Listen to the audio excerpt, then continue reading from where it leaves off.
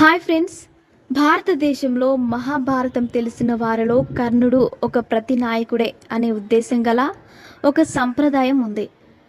అతడు ఒక కుళ్ళిన మామిడి పండు, పగకు పట్టం కట్టి పాతాళానికి చేరిన ఎంతో అద్భుతమైన వ్యక్తి అతడు. అతని పగ ఆయన్ని ఒక దౌర్భాగ్య స్థితికి తీసుకెళ్ళింది. ఆయన ఎంతో చిత్తశుద్ధి, దాతృత్వాలు గల వ్యక్తి. కానీ ఇవన్నీ వ్యర్థమయ్యాయి. యుద్ధంలో అతి ఘోరంగా చనిపోయాడు. నిమ్నజాతి రాజు తాను ఎవరి బిడ్డో అనేది తెలియక బాధతో ఆయన చాలా ఉక్రోషంగా ఉండేవాడు. కానీ అతన్ని పెంచిన వారు ఎంతో ప్రేమతో పెంచారు. ఆయన పెంపుడు తల్లి తండ్రులు రాధ, అతిరథులు వారు అతన్ని ఎంతో ప్రేమతో పెంచారు. అంతేకాదు చేతనైనంతలో చాలా గొప్పగా పెంచారు. తన తల్లి తనని ఎంతగా ప్రేమించిందో ఆయన మాటి మాటికి గుర్తు చేసుకునేవాడు. నన్నుగా ప్రేమించిన ఒకే ఒక వ్యక్తి ఆమె అని అంటుండేవాడు. తన సామర్థ్యంతోనూ విధివశాత్తున ఆయన అంగరాజు అయ్యాడు. ఆయనకి ఒక పెద్ద పదవి, రాజభవనంలో స్థానం కూడా కల్పించారు. అనేక విధాలుగా ఆయన మహారాజుకు కుడిభుజం లాంటివాడు. దుర్యోధనుడు ఆయన్ని ఆప్తుడిగా భావించి సలహాలు తీసుకునేవాడు. జీవితం అందించే అన్ని భోగాలు ఆయనకున్నాయి. ఆయన జీవితాన్ని చూస్తే ఒక రధికుని కుమారుడు రాజయ్యాడు అన్నది సత్యం. నిజానికి ఆయన ఎంతో సంతోషంగా ఉండాలి. నీళ్ళ మీద తేలుతూ వచ్చిన బిడ్డ ఒక మహారాజుగా ఎదిగాడు. ఇది ఎంతో అద్భుతమైన విషయం కాదా? కానీ ఆయన తన బాధను వదిలివేయలేదు.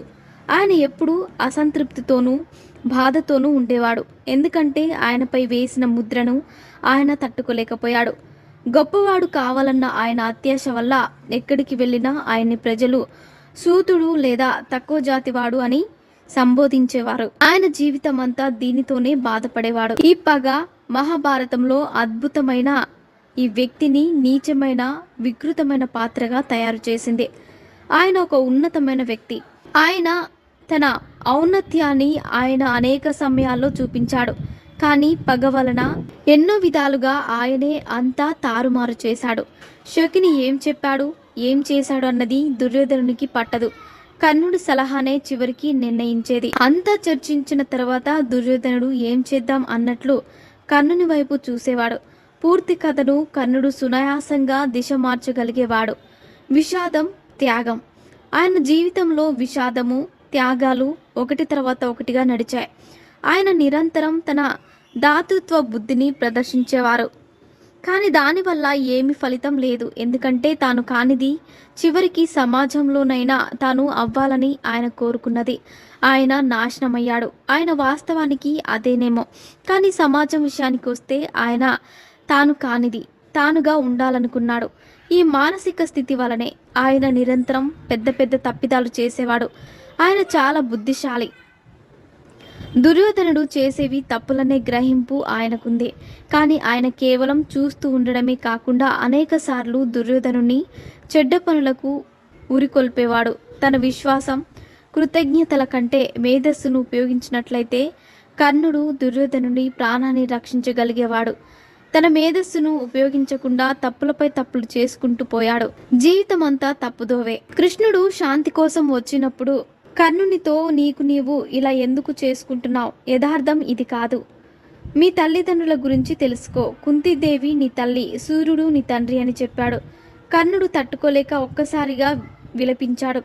తానెవరు, ఎక్కడి నుంచి వచ్చాను అని తెలుసుకోవాలనే తపన ఉండేది. ఆ చిన్న పెట్టెలో పెట్టి తన్ను విడిచిపెట్టింది ఎవరు అన్నది తెలుసుకోవాలని ఎప్పుడూ అనుకునేవాడు. తనకు సహజంగా లేనప్పటికీ 5గురు పాండవుల పట్ల తన ద్వేషం పెంచుకోవడానికి చురుగ్గా యత్నిస్తున్నట్లు అప్పుడు ఒక్కసారిగా ఆయన గ్రహించాడు.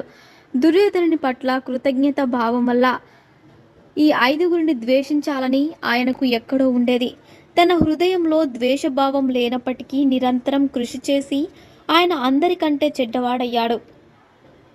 శకుని ఒక నీచమైన సలహా ఇస్తే అంతకన్నా నీచమైంది తాను చెప్పేవాడు. ఇంతేకాక అక్కడితో ఆగేవాడు కాదు. ఎందుకంటే దుర్యోధనుడు తనకు చేసిన దాని పట్ల కృతజ్ఞత, విశ్వాసాలను నిరూపించడానికి ప్రయత్నిస్తూ తాను ద్వేషభావాన్ని పెంచుకునేవాడు.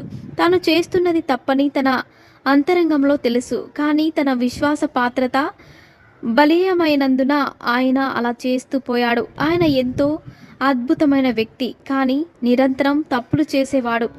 మనందరి జీవితాలు అంతే. మనం ఒక తప్పు చేస్తే దాని నుంచి కోలుకోవడానికి 10 సంవత్సరాలు పడుతుంది. అవునా కాదా? ఆయన ఎప్పుడు కోలుకోలేదు. ఎందుకంటే ఆయన ఎన్నో తప్పుడు దారులకు తిరిగాడు. కర్ణుడు మంచివాడా చెడ్డవాడా, ఎవరు మంచి ఎవరు చెడ్డ అని అస్తిత్వం తీర్మానించదు.